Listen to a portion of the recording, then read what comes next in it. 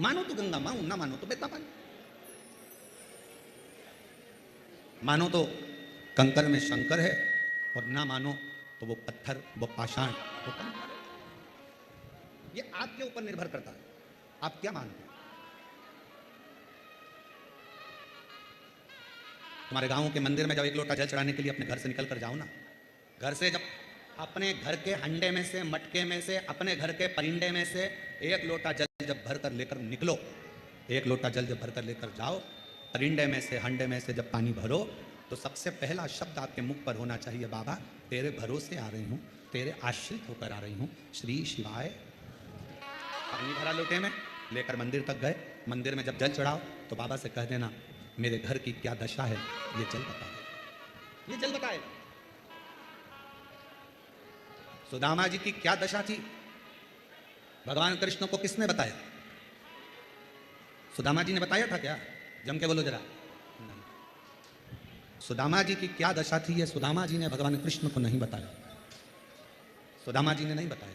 कौन ने बताया, सुदामा जी की पोटली में तंदुल बंधे थे, सुदामा जी के तंदुल द्वारकानाथ ने जब निकाले, पाए, समझ गए, ये तंदुल की दशा ने सुदामा की दशा को बता दिया कि ये दशा। पहले के समय में लोग शंकर जी को जल, शंकर के मंदिर का ही जल भरकर शंकर को चढ़ाते थे। बोलो तुम्हारे गांव में भी ऐसे ही होता था ना, जम के बोलो जरा।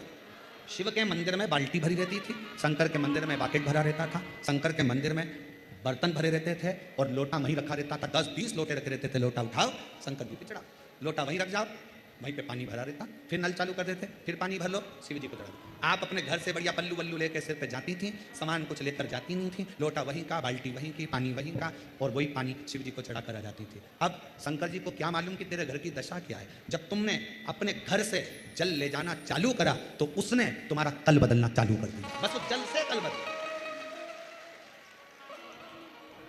अब कितने लोगों का भला कर रहे हो आप।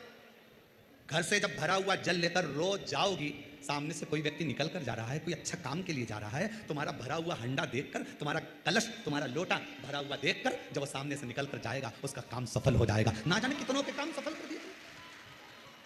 जब वहां से आती हो, शिव जी का चढ़ा जल पात्र में लेकर आती हो, वो पात्र का जल कभी कभी नीचे गिर जाता है, 2 बूंद पड़ जाती है, दरवाजे पर छीट दिया जाता है, घर के लोग आचमन कर लेते हैं, घर के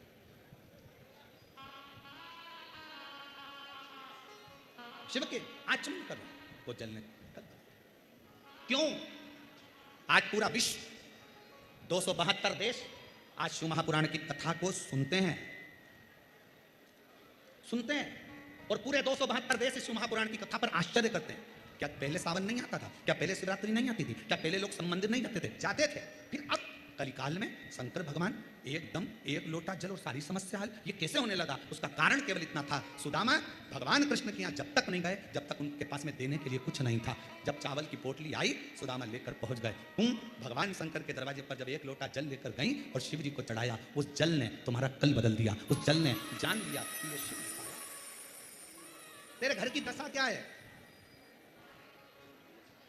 जल कहाँ रखा रहता है, जिस जल को तुम भर के लेके जाती है वो जल कहाँ रखा रहता है, हॉल में, तुम्हारे बेडरूम में नहीं, वो जल रहता है रसोई घर में।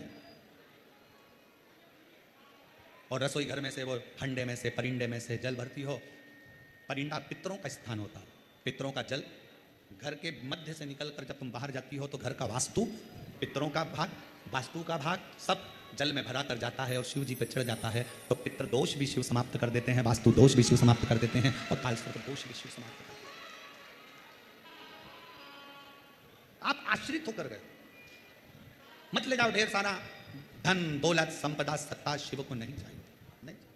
आप शंकर के पास में दिल से ले।